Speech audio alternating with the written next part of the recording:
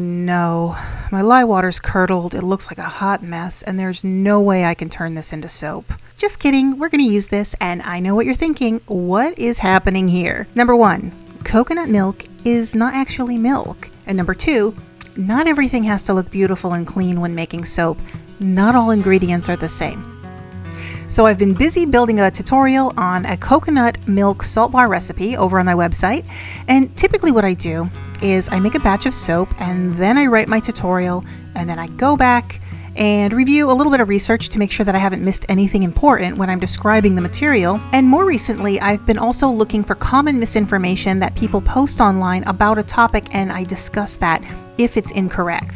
Now, I've been making soap tutorials for almost 10 years, and I've been making soap for 30, and up until recently, I've never really looked too much on the internet in social media outside my own little circle. I spend most of my time on PubMed reading about ingredients and additives, and about 3 or 4 months ago, I started reading forums and Facebook groups other than mine, and it's kind of made me reconsider about how to show soap making tutorials. Now, specifically, when I was looking for people's questions regarding coconut milk soaps, I came across 2 things. 1, there seems to be sort of an intuitive feeling about treating coconut milk like it's actual milk, and it's not.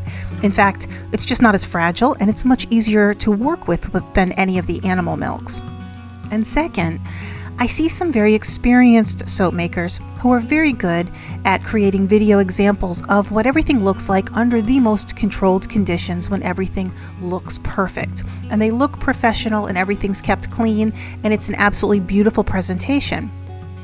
And if you're learning how to make soap, then you might always be in this state of feeling like if yours doesn't look like theirs, then you did something wrong, or your bars are somehow not as good. So let's take a look at how temperature affects coconut milk in this cold process salt bar that I'm making.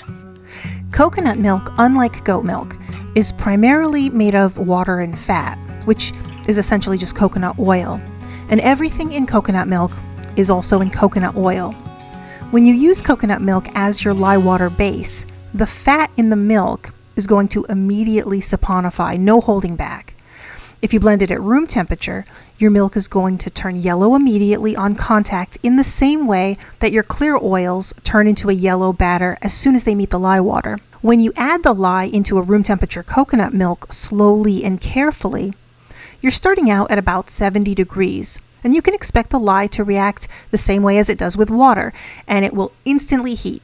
But 95% of the time, your coconut milk is not going to burn, even if it looks like it's curdling and caramelizing in front of your eyes. And I say 90% of the time because if you just dump a cup of lye into the fluid, you can exceed temperatures of 200 degrees and you're going to burn your milk. But mostly by now, you know to add this carefully and gradually and let the crystals dissolve a little bit at a time over the course of 30 seconds to a minute. If you start at room temperature, you're not going to exceed 165 degrees. And you really do need to go a little bit further past 175 for coconut milk to start to burn.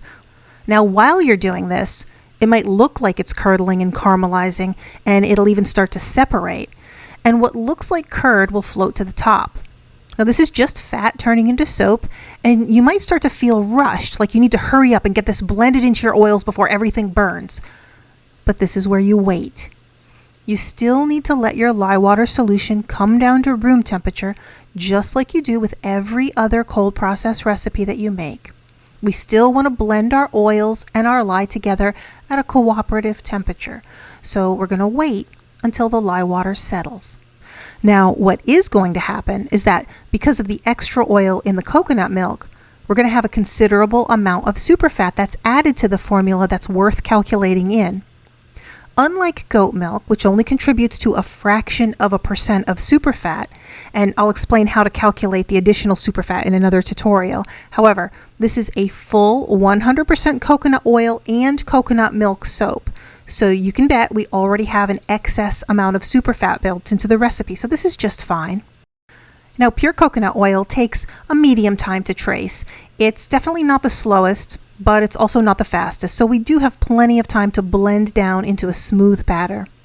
And once those fat globules have blended down and disappeared, I'm going to end up pouring the soap into its mold, and then we proceed to decorate it and cut it when we're ready. And you'll see that it's turned out exactly like every other batch of perfectly well-made soap that's come before it. So once you've watched this, you might have some questions. The first is why? Why would you let this lye water become almost adulterated when you could just freeze the coconut milk and move along with your project that much faster and stay at most 100 degrees the whole time? And of course, really that's ideal. And this is really how you're going to see most people handle coconut milk. But this is just to let you know that you don't have to. It's not milk. And it's not as fragile as milk. And if you begin making your project and you find out that you have something that's starting to look like this and there's no going back, you don't have to stop. You don't have to throw it away. It's not unsafe to use. Just keep moving forward and your project's going to be just fine. Second, well, if I start to see this, won't it smell funny like milk does? No. Keep in mind, you haven't burnt anything in this case. It's not milk. And the reaction that you just saw happen was like milk, but again, it's not as fragile. We're still working within the range of all the normal soap making temperatures. If your coconut milk turns brown, then you've gone into the burn phase. But yellow, golden, or tan, that's all perfectly fine. And third, why is it that I've done this 100 times at room temperature and it never does that to me? I've never seen that. Yes, you are always going to find variations and exceptions to everything that you learn in soap making. Nothing is ever 100% except for your safety protocols. Those are non-negotiable. But there are a lot of different types of coconut milks on the market, and some will have as much as 9 grams of fat per few tablespoons a serving, and some will have about 4 grams of fat. You can read the labels to tell which one that actually is. That's actually a huge variation in a small amount of fluid. The lighter the coconut milk, the more fluid and light and creamy your lye water will be, and the more fat, the more yellow and chunky. Also be aware that not all coconut milk is pure. Some have gums, thickeners, and preservatives, and this also can affect your working recipe. If this doesn't occur to you while you're putting your soap together and you go back later and you read the label or the can of your coconut milk and you find that there was an additive in it, really, truly, your soap is going to be just fine. In many cases, additives that you see that are placed in food products are not very consequential when it comes to soap making, but it is something to be aware of, because if you get a difference in your recipe, then that may be the culprit. So read the labels to get the best choice for your soap. But as you can see, our final project is bright white after the first 24 hours, and it will continue to brighten as it cures. So I hope this video has added a little more variation to the collection of information that the internet holds on soap making with coconut milk. And if you're a member at cottagediy.com, I have a completely different version of this video where we discuss the salt that's added into this formula and also how to calculate the additional super fat from those cans of milk. If you're all about soap making, subscribe and hit the notification so you can see the next soapy videos.